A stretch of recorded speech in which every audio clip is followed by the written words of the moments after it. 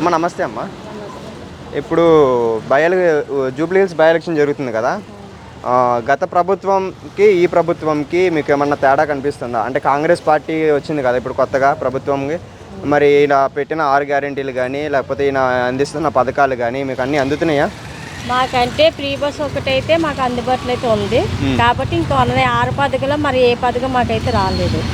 మామూలుగా అన్నీ gas free అన్నారు, కరెంటు ఫ్రీ అన్నారు, ఏమీ కూడా లేవు. కాబట్టి ఇది ఒకటి ఉచితంగా అయితే బస్సు ఒకటి మాకు అది ఒకటి మాత్రం అందుబాటులో ఇంకా అంతే.